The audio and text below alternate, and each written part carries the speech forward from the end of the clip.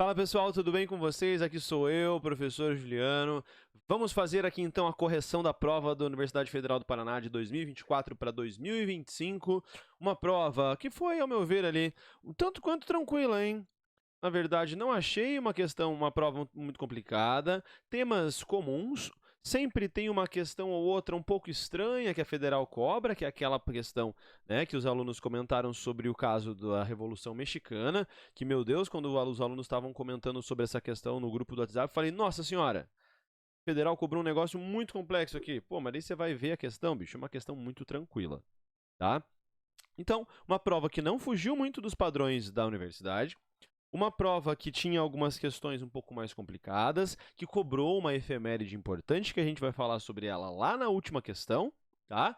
E manteve padrões, né? Uma questão de antiguidade, uma questão de Idade Média, falando sobre transição para a Idade Moderna, Islã. Vamos lá que você já vai me entender aqui, então. Gente, então é o seguinte, tá? 46 é o modelo de prova que eu tenho aqui, talvez não seja o seu, mas enfim, vamos lá. Com a adoção do Islã, religião propagada pelo Maomé, os árabes iniciaram uma grande sequência de conquistas territoriais que foram sedimentadas com a formação dos califados omíadas a partir de 661 e abássida a partir de 750. Alguns fatores fizeram com que a expansão e a sua subsequente manutenção fossem facilitadas entre, ou seja, ele está querendo trazer para a gente aqui quais os fatores que contribuíram para a expansão do Islã. Pessoal, são muitas as vezes que as provas de vestibular vão tentar tirar de você um erro que é fruto da opinião do senso comum. Ou seja, fazer você errar com uma compreensão de que o Islã seja algo relacionado à intolerância.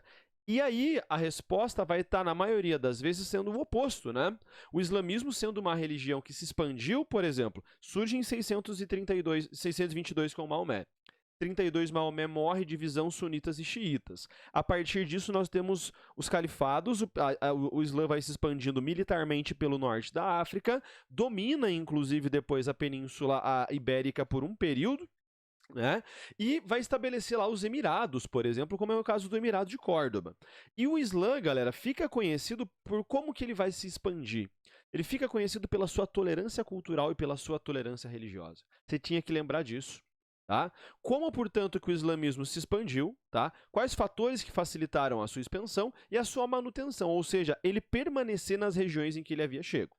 Letra A. Os laços diplomáticos estabelecidos com as regiões do norte da Europa cristã. Pessoal, primeiro, norte da Europa cristã, os caras estavam chegando na Escandinávia para trocar ideia? Não, eles estavam na Península Ibérica, tentativas de invasão do sul da França.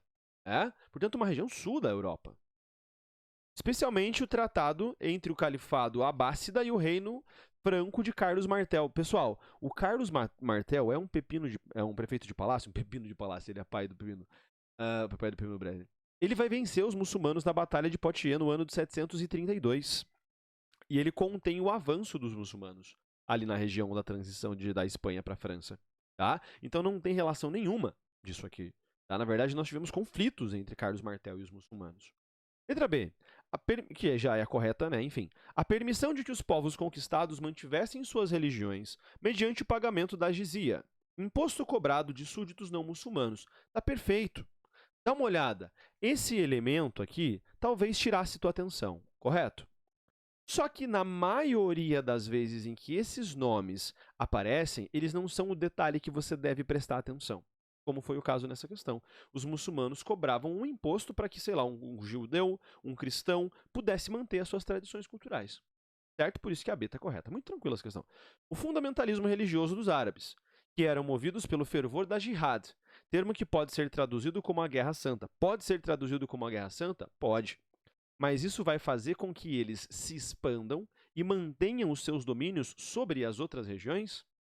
Um pouco complicada essa interpretação. Né? Não vai ser o fundamentalismo, vai ser a tolerância. E o fundamentalismo, às vezes, gera intolerância. Tá? Portanto, não pode ser. C. A realocação da capital dos califados para Constantinopla, cidade bizantina conquistada pelas forças islâmicas e localizada entre a Ásia e a Europa. Esse fator vai fazer com que o Islã se expanda? Não. A conquista de Constantinopla só vai acontecer lá em 1453. Que inclusive é o motivo do qual a gente considera o fim do Império Bizantino e o fim da Idade Média. Tá? Então não tem mudança de capital para Constantinopla. A conversão voluntária de judeus, especialmente no norte da África e na Península Ibérica, que ficaram conhecidos como moçárabes. Pessoal, primeiro, né? Conversão voluntária de judeus, muito difícil, né? O judaísmo vai ter uma mistura de etnia com religiosidade, e especialmente no norte da África. Onde é que existe uma comunidade judaica no norte da África nesse contexto em que nós estamos falando? Não existe. Né? Portanto, a alternativa correta que nós teremos aqui, letra B. Tudo bem? Tranquilo demais, né? 47, povo. Olha lá, questãozinha falando de história antiga, uma das referências principais que a gente tem no Brasil falando sobre história antiga do mundo grego e romano. Né? E aí o texto. O império integrava as suas populações? Cara, essa questão aqui, você pode ter ficado em dúvida. Até você pode, tá? Até pode. Só que assim, mano, tem alguns detalhes ali que a gente vai estar vendo no meio da correção aqui, que assim, velho. Vamos lá, tá? Tem os meios de umas alternativas ali que não faziam o menor sentido, cara. Tô com a caneta aqui porque eu tava rabiscando os troços agora. O Império, embora fundado nas cidades, abriu suas fronteiras internas. Abriu fronteiras, já tá um detalhe. E permitiu uma circulação mais intensa de pessoas. Como é que se abre fronteira interna e permite circulação de pessoas? Produzindo estradas. De credos, de objetos, de influências culturais. O Império, contudo, nunca foi um todo homogêneo, não foi a mesma coisa. Né? Permitiu os vínculos, o espalhamento, contatos, mas não foi homogêneo. Era possível ser romano de várias maneiras em toda a sua extensão territorial. Isso valia para a religião, para aspectos de cultura material, como habitações, vestuários de enterramento, ou para a língua do dia a dia. Então ele está falando, poderia ser romano de várias formas. Poderia ser romano com outras religiões, para outros aspectos de cultura material. Tá? Então vamos lá. O trecho aborda a pluralidade do contexto social e político do Império Romano. Com base no texto e os conhecimentos de Idade Antiga, História Antiga, perdão, assinale a alternativa que apresenta duas características responsáveis por essa pluralidade identitária. O cristianismo, pessoal, ele está falando, olha só, era possível ser romano de várias maneiras em toda a sua extensão territorial. Isso valia para a religião. Portanto, como é que o cristianismo seria uma tentativa de uma ideia de uniformização, de homogeneização? O cristianismo não, portanto. Né? Implantação do parlamento. Mano, parlamento romano? O que é parlamento romano? Parlamento é um negócio da Inglaterra. Parlamento em Roma, bicho. Aqui não dá, né, irmão? A urbanização? Tá, pode ser. Mas aí ele vai dizer que existia também outros modos de habitação. Então, o cara que vive no campo ou na cidade. Mas, enfim. Pão e circo. Como é que o pão e circo favorece esse fator ali? Como é que o pão e circo favorece essa pluralidade que ele está dizendo no texto anterior? Não favorece, né? O pão e circo é um processo de um espetáculo de distração, e artístico, e cultural, e esportivo. Né? Isso não agrega. A invenção dos aquedutos, opa, aqui sim, pode ser. Os aquedutos, a galera trabalhando, produzindo os aquedutos, indo de um lado para o outro, levando água pelo império como um todo. Agora, a proibição da escravidão, galera, ele nem para te deixar em dúvida e colocar a proibição da escravidão por dívidas, puta, aí ia dar embaçada essa alternativa. Mas como não está temporalizado o texto, também não faria sentido ele colocar, porque não teria como você adivinhar isso. Né?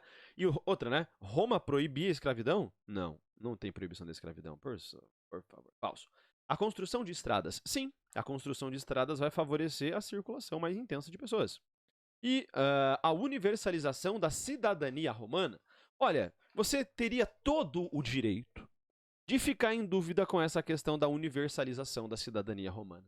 Só que vamos para outra. A educação filosófica, primeiro, educação de todos, da população, das crianças, dos adultos, de todos os povos, filosófica, e uso do grego como língua. Pô, o grego, mano, não, vai ser o latim. Né? E outra, não tem apenas uma língua. A língua para o dia a dia poderia ser qualquer uma. Portanto, qual a única alternativa possível que nós teríamos de marcar? A letra D. a construção de estradas e a universalização da cidadania romana. A ideia, a partir de períodos próximos ao fim do Império, de que todos poderiam se tornar cidadãos romanos de acordo com algumas condições estabelecidas ali. Certo? Seguimos então, meu povo. Próxima questão. Considere acerto abaixo. Uma questão falando sobre Jean Delumeau, né, a civilização do Renascimento. Cara, isso aqui foi dito em aulas várias e várias vezes. Lembrem do conceito de Renascimento que foi construído pelos, né, o conceito de Idade Média que foi construído pelos renascentistas, que constroem o seu conceito e o conceito do período anterior. Tá? Essa questão aqui você não podia errar não, tá? Tá, podia errar, né? Senão fica sentindo mal. Mas essa tem uma ali mais pra frente que não podia errar, não. Mas essa aqui até é compreensível. Um errinho nela ali que a gente vai ver. A nossa compreensão do período que vai de Felipe Belo a Henrique IV ficaria muito facilitada se fossem suprimidos dos livros de história dois termos solidários e solidariamente inexatos. Quais termos? Idade Média e Renascimento. Com isso, se abandonaria um conjunto de preconceitos. Lembra aquela ideia que nós temos aqui?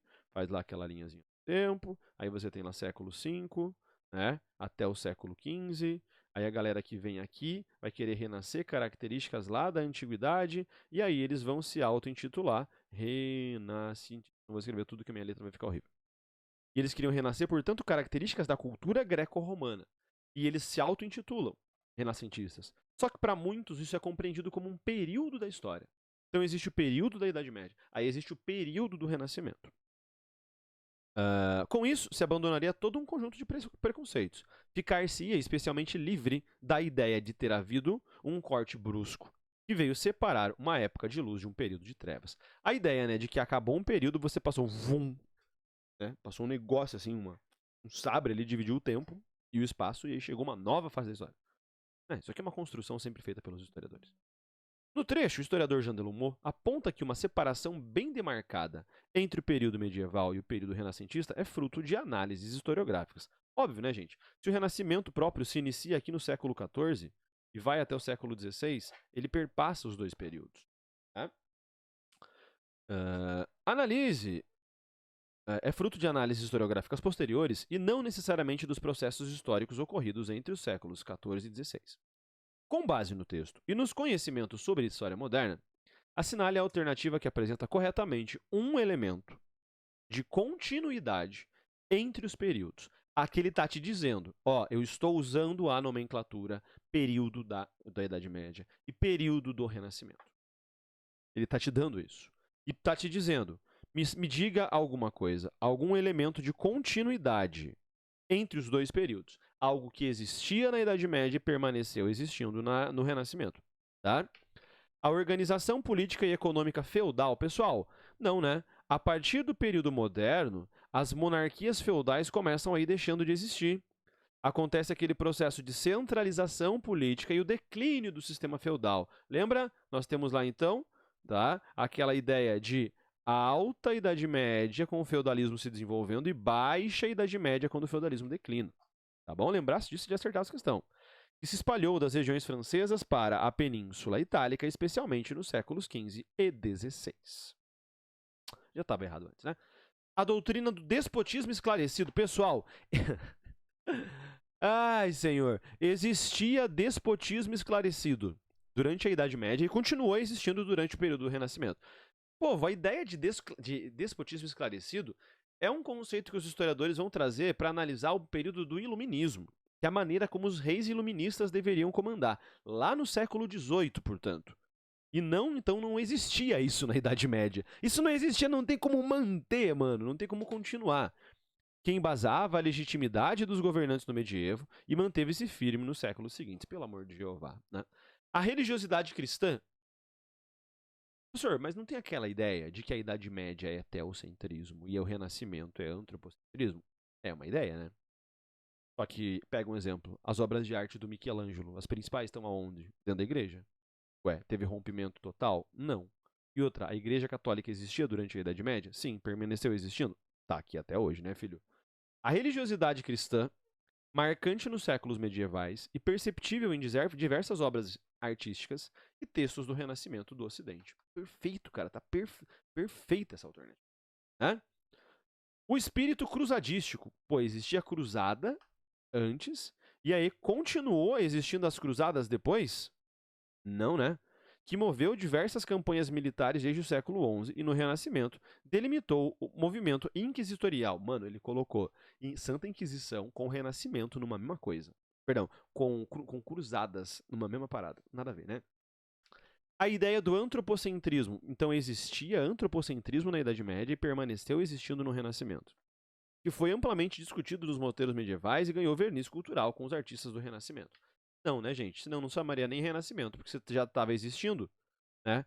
Se eles queriam o antropocentrismo, que era aqui dos gregos e romanos, né? E eles tiveram que resgatar, em tese, se isso continuasse existindo, não teria por que o nome do movimento propriamente se chamar Renascimento. Portanto, a alternativa correta é a letra C. Caso você tenha alguma dúvida, alguma coisa, mande pra mim aqui nos comentários que a gente já responde. Meu povo, aqui tava demorando, tá? Tava demorando pra Federal cobrar isso aqui. Isso aqui demonstra algo que eu já percebi há algum tempo. A Federal espera um assunto dar uma baixada para daí cobrar, tá? Esse evento que tá cobrando aqui é aquele evento relacionado à destruição da estátua do Borba Gato, né? Que aconteceu lá em 2021 e tá cobrando agora.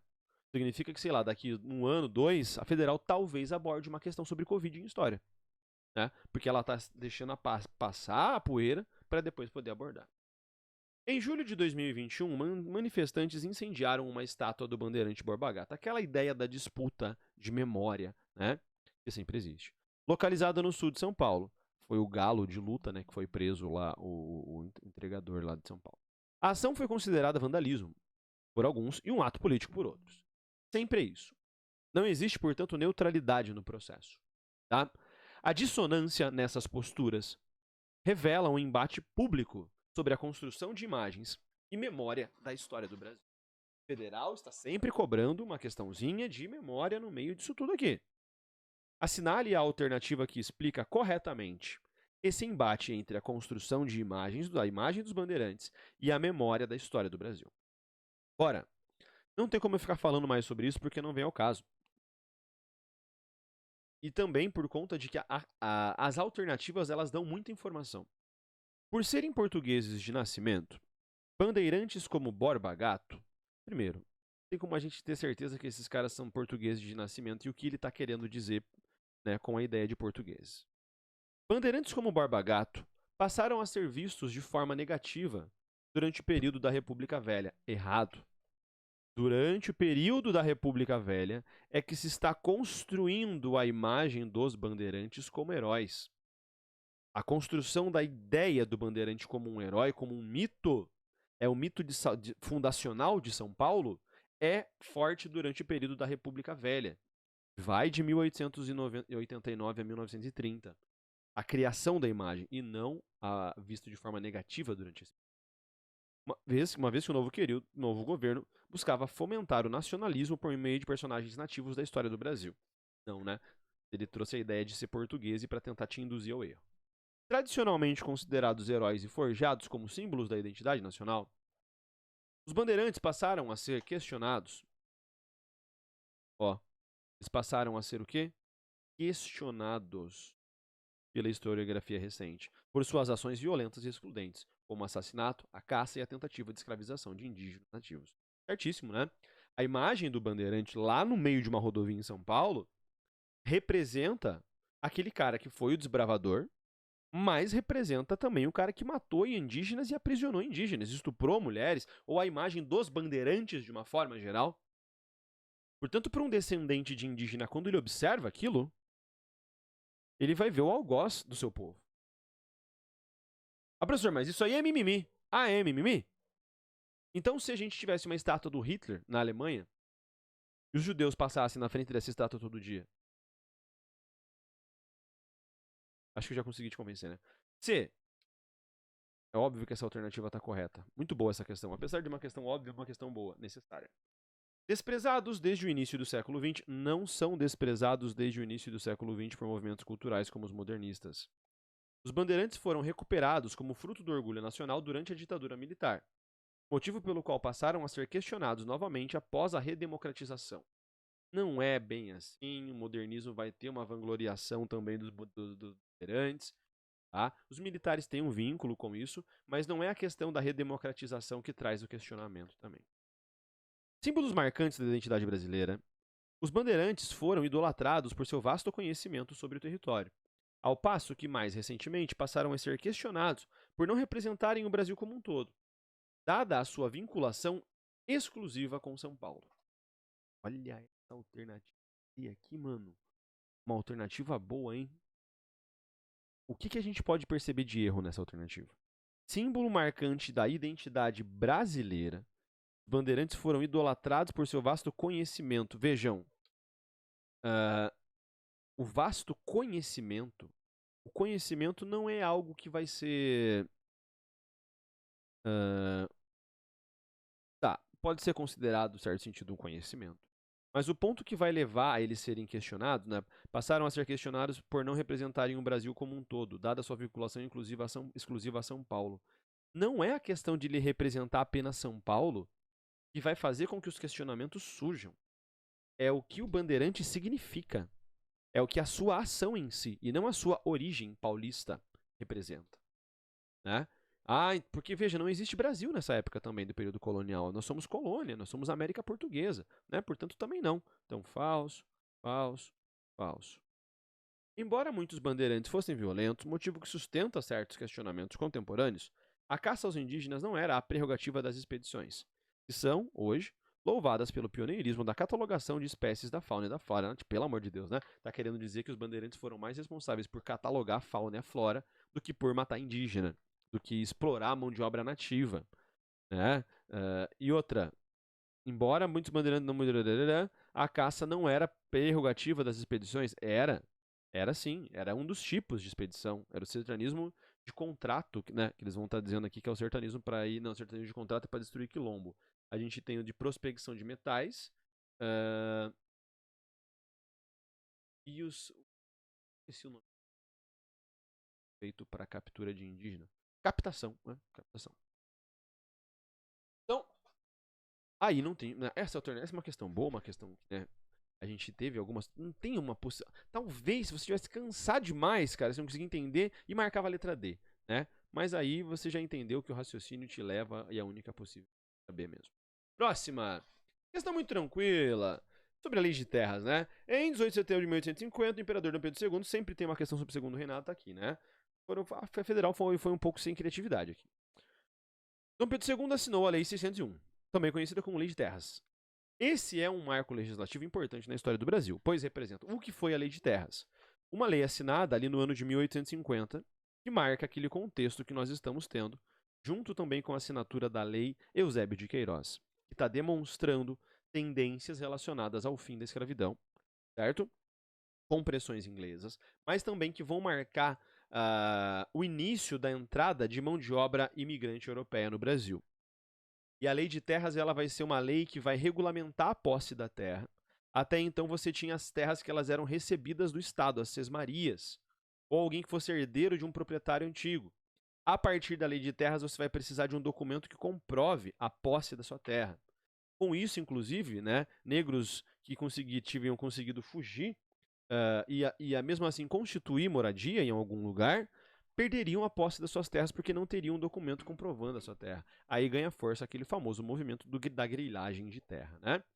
Esse é um marco importante na história do Brasil, pois representa o que a lei de terras representa? A concentração fundiária, tá? Representa a permanência, a manutenção da concentração fundiária. Um passo rumo à abolição da escravidão? Não, essa lei não representa um passo relacionado ao fim da escravidão. Ela dificultou a vida do negro no Brasil, já que a alforria poderia ser comprada, junto com uma parcela de terras devolutas. Pelo amor de Deus, federal. Falso. O primeiro exemplo de reforma agrária, pô, isso aqui então foi o Marx, influenciado pelas ideias de Marx e Engels, poderia ter colocado junto ali, né, já que o manifesto é lançado em 1848. Pô, reforma agrária, nem tudo que está relacionado com terra é reforma agrária. Perdão. Um privilégio aos imigrantes italianos? Não. Recém-chegados com a distribuição de títulos de terra. Pessoal, não, tá? Os italianos, eles vão vir para o Brasil nesse contexto. eles vão ter uma maior facilidade para a obtenção de terras, contratos feitos com o governo brasileiro para facilitar a sua posse da terra por pagamento em longas parcelas de 30, 40, 50 anos que eles pagariam ao Estado brasileiro. E não foram distribuídos títulos de terra. A partir de agora você compra a terra, você tem um documento que comprova, tá? E também não foi um privilégio dos imigrantes italianos, tá? E o rompimento com o latifúndio já estabelecido, rompimento com o latifúndio, de novo, ideia de uma reforma agrária, né? Dada a possibilidade de aquisição de pequenas propriedades. Não é isso que vai acontecer. Não se rompe, é a permanência do latifúndio nesse contexto. Falso. Engraçado que essa questão aqui é muito mais geografia, né? Claro, muita história também, do que geografia do que história, e tem uma que é lá que é muito mais história do que geografia, que é uma questão sobre a glasnost e a perestroika, né? Mas enfim, essas disciplinas andam juntas, né? Letra E. A restrição da propriedade da terra, sim, que está relacionada à compra da terra, e sua aquisição em um contexto de crescente trabalho livre, sim. Contexto de crescente trabalho livre, o grande força do início da imigração dos italianos, alemães, suíços e outras nacionalidades para o Brasil aqui também nesse contexto, tá, gente? Portanto, a questão ali, achei uma questão difícil. 51, uma questão que deu pano pra manga pro pessoal Macará. Que é daqui de Curitiba, eu não podia errar essa questão. Em algum momento, se você não foi, você já ouviu falar do Zapata Mexican Bar. Tem Zapata em shopping, tem Zapata ali na Avenida do Batel. E outra, mano, olha as outras. É que vocês não estão ligados nas alternativas, porque a hora que eu ler vai ficar um negócio tão besta pra você. Assinale a alternativa que corresponde ao movimento mexicano inspirado pela oposição ao regime ditatorial de Porfírio Dias, na Revolução Mexicana lá de 1910. E que desde então luta por autonomia popular, justiça social e direito à terra. Aqui, novamente, a federal manteve uma questão sobre Islã, uma questão de antiguidade, uma questão ali de Idade Média, uma questão de Brasil colonial com a ideia do bandeirante, uma questão de segundo reinado, e aqui uma questão de América Latina. Será que teremos um padrão UFR? Não, né? Não caia nessa, tô brincando, não cai nessa. Tá? Luta por autonomia popular e justiça social. Qual o movimento de uma revolução mexicana? Castrismo. Castrismo, Castro, Fidel Castro, Raul Castro. Onde é isso? Cuba. Sandinismo. Cara, aqui uma única possível. Depois eu volto. Peronismo. Eva Peron. O que nós temos do peronismo? Argentina. Então não. Bolívar. Bolivarianismo. Bolivarianismo é um movimento que a gente vai ter de união da América como um todo. É a América do Sul num único país. Zapatismo. Sim, pessoal. Emiliano Zapata, o líder da revolução, o líder dessa resistência contra o governo de Porfírio Dias. Tá, professor, e o que é sandinismo? Aqui foi meio sacanagem, cara. Sandinismo é um nome que não é muito comum, mas é o nome de uma revolta que vai acontecer na Nicarágua, tá? Tem até o evento dos contra da Nicarágua e do sandinismo durante o governo do Ronald Reagan nos Estados Unidos, tá? Não tem muito o que falar pra você sobre essa questão. Fechou? Questão 52, gente, vamos lá. Leia o excerto a seguir. O governo de Sua Majestade encara favorável o estabelecimento na Palestina de um lar nacional para o povo judeu e empregará todos os seus esforços no sentido de facilitar a realização desse objetivo. Entendendo-se claramente que nada será feito que possa atentar contra os direitos civis e religiosos das coletividades não judaicas existentes na Palestina, nem contra os direitos e o estatuto político de que gozam os judeus em qualquer outro país. Pessoal, se tivesse só isso aqui e dito que isso aqui é a declaração de Balfour, daria um pouco mais problema nessa questão. Mas ele coloca o contexto descrito aqui. Coloca o ano em que isso foi assinado. Está falando sobre a questão da Palestina, né? O que é isso aqui? Agora ele te explica. O texto apresentado foi retirado de um documento público, conhecido como Declaração de Balfour, que consiste em uma carta escrita pelo secretário britânico dos Assuntos Estrangeiros, Arthur Balfour, para o líder da comunidade judaica do Reino Unido, Lionel Rothschild, dos bancos Rothschild, considerada um indicativo importante para a formação de um Estado judeu no Oriente Médio. O contexto histórico e político da declaração pode ser identificado como... Pessoal, no decorrer da Primeira Guerra Mundial, Esse documento que foi assinado pelo secretário britânico dos Assuntos Estrangeiros, Arthur Balfour, está dizendo, né, para o movimento sionista, olha, nós estamos ao lado de vocês e nós estamos favoráveis à criação do Estado de Israel na região da Palestina. Nós estamos favoráveis, nós estamos indicando que estamos ao lado de vocês. E isso é um texto escrito por um britânico, certo? Enviado, né, uma carta do secretário britânico para o líder da comunidade judaica no Reino Unido, que é o Leonard Rothschild, dos bancos. Ele está falando para os judeus, a gente tá do lado de vocês. Nem pegou contexto de guerra árabe, nada. Simples. Vai comigo, contexto de 17, tá? O Estado judeu, a formação de um Estado, é considerado um indicativo importante para a formação de um Estado judeu no Oriente Médio.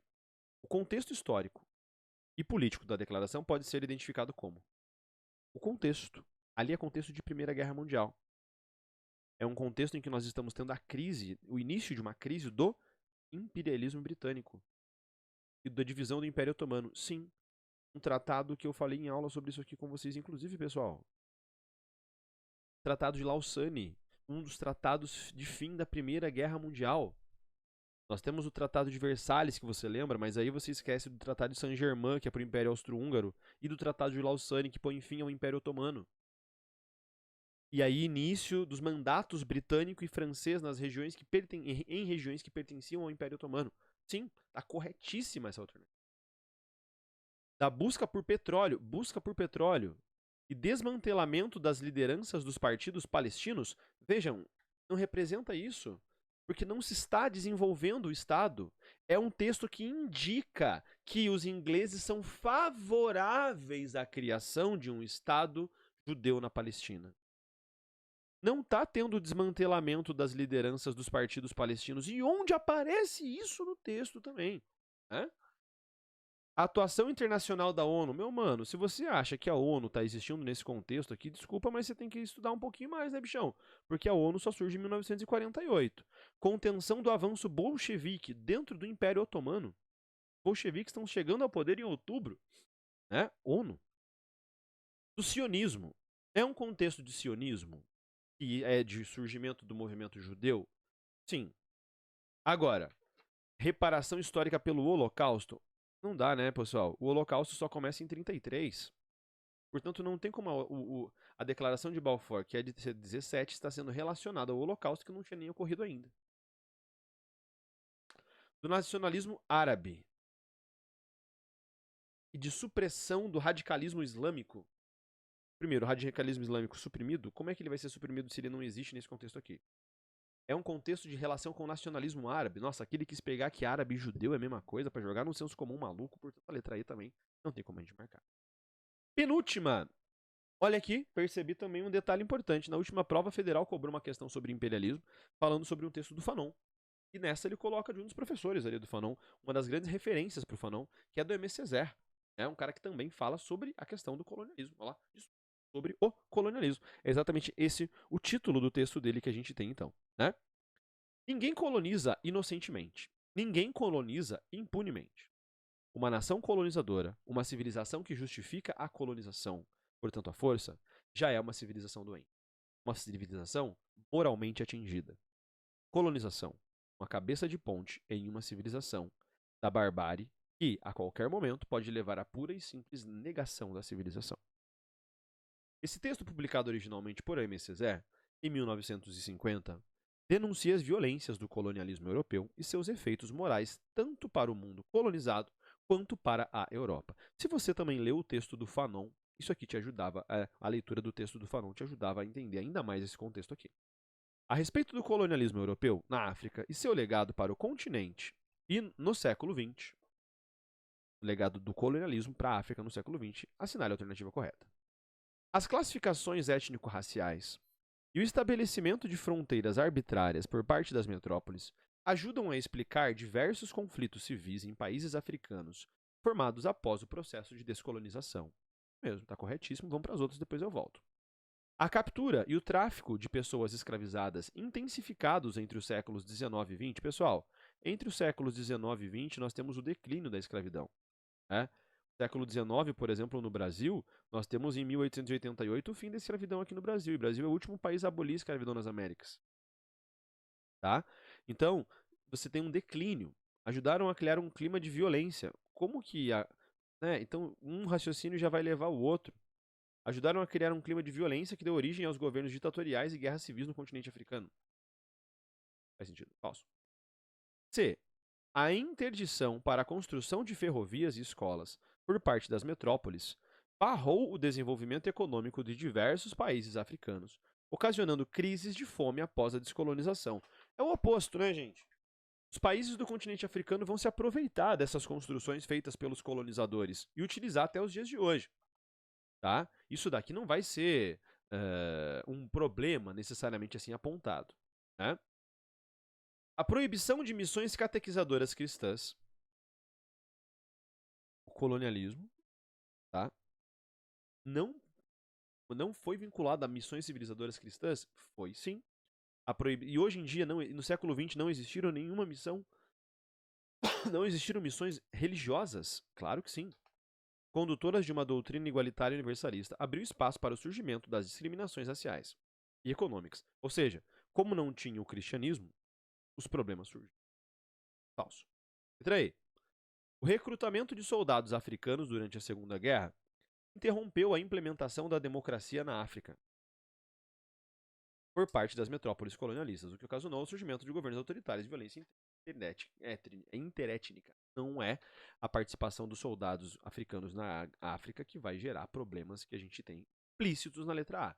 Classificações étnico-raciais e o estabelecimento de fronteiras arbitrárias, dividindo como os europeus queriam, né, por parte das metrópoles, ajudam a explicar diversos conflitos entre países africanos formados após o processo de descolonização.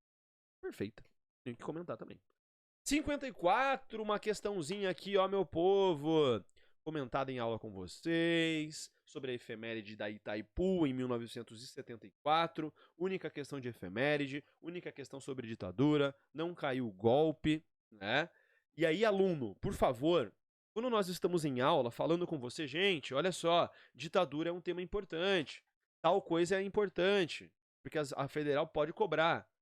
Aí você chega e fala assim, nossa, professor, mas não tinha nada daquilo que você falou. Eu não falei que ia cair. Eu falei que era importante, que existia a probabilidade de aparecer na sua prova. São coisas completamente diferentes. Em 17 de maio de 74, por meio da representação de Ernesto Geisel e Alfredo Stroessner, foi criada a entidade Itaipu Binacional, que gerenciaria as obras da usina de Itaipu. A data representa o comprometimento com a intenção firmada em 66 entre Brasil e Paraguai com a assinatura da Ata do Iguaçu, considerada uma demonstração da união entre as duas ditaduras. O Brasil e o Paraguai estão vivendo ditaduras nesse contexto aqui. Com o desvio do Rio Paraná, houve a inundação de uma larga área para a viabilização da hidrelétrica, submergindo toda a região da barragem. Sobre o contexto envolvendo a ditadura militar e a construção de Itaipu, assinale a alternativa correta. A construção da hidrelétrica de Itaipu foi motivada pela escassez energética. Nós não estamos passando por crise energética no Brasil nesse contexto. Estamos passando por um contexto de crise do petróleo e não de energia. Fruto da crise econômica que sucedeu o milagre econômico, possibilitando, por um lado, o abandono de modelos de energia nuclear. Peraí, então nós estamos abandonando a tecnologia nuclear? Quando que nós tivemos? Para abandonar tem que ter. E, por outro lado, a independência do petróleo venezuelano. Então, nós importávamos petróleo da Venezuela, além disso. Falso, né, gente? B. O projeto da usina hidrelétrica de Itaipu é um exemplo das várias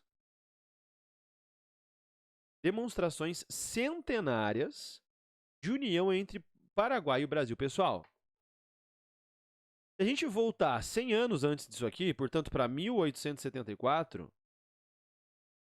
ou um pouquinho antes, 1864, o que está começando em 1864? A Guerra do Paraguai, em que o Brasil destruiu a população do Paraguai, destruiu, massacrou, tá? Para alguns, inclusive, problemas que geraram até pouco tempo a população masculina. O Brasil quase vai matar todos os homens em idade, né? E nem em todos os níveis de idade no Paraguai durante a guerra. Portanto, quais essas várias demonstrações centenárias de união entre Paraguai e Brasil? Países que tradicionalmente manifestaram um compromisso mútuo em relação à agenda um com o outro. Só lembrar da Guerra do Paraguai que você não marcava isso aqui. Só é difícil essa questão porque as alternativas são extensas. O desenvolvimento da ditadura envolveu debates entre diferentes setores da sociedade, polarizados entre aqueles que o viam como um avanço moderno, representado na construção de uma hidrelétrica de Itaipu, e aqueles que o condenavam por violações de diferentes povos, no caso do Itaipu, o povo Avá-Guarani. Lembra que eu falei naquela primeira questão? Que tinha um nome em árabe que você não sabia o que significava? Aí eu te disse, esse nomezinho que está aqui, na maioria das vezes, é um detalhe que não é importante você saber. Não tem necessidade. Quem ia saber que o povo que foi destruído pela usina hidrelétrica de Itaipu era esse aqui? Ninguém. Só que você precisava saber disso? Não, porque todo o resto da alternativa está correto e está perfeita a alternativa. Corretíssima. E as outras? A ditadura militar brasileira coexistiu com outras ditaduras do Cone Sul, é verdade. O que fez com que variados projetos de expansão ameaçassem a soberania nacional. Qual país tentou invadir o Brasil durante a ditadura? Sendo a construção de Itaipu uma demonstração contrária. Então é tipo assim, o Brasil está construindo uma usina para demonstrar que está contra a expansão territorial dos outros países? Meu Deus, cara. Não faz nem o menor sentido isso aqui. Os países sul-americanos, sob ditadura militar, eram apoiados pelos Estados Unidos. Justo. O que fazia da existência de projetos nacionalistas da soberania energética uma ameaça aos interesses norte-americanos, tornando Itaipu, portanto, uma exceção dentro do contexto ditatorial brasileiro. Uma alternativa que poderia te levar a um engano. Né? Mas, pessoal, como que isso barraria uma ameaça aos interesses norte-americanos? Você tem usina hidrelétrica, você tem energia. Fica mais fácil para um americano vir para cá e instalar uma indústria. Favorece, portanto, o desenvolvimento americano no Brasil e de empresas que se estabeleceram aqui. Fechou? Gente, provinha tranquila, nada demais, aqui nada de novo. Indo da Dinamarca, tudo tranquilo. E é isso, povo. Sou o professor Juliano, forte abraço, bons estudos e até mais. Tchau, tchau.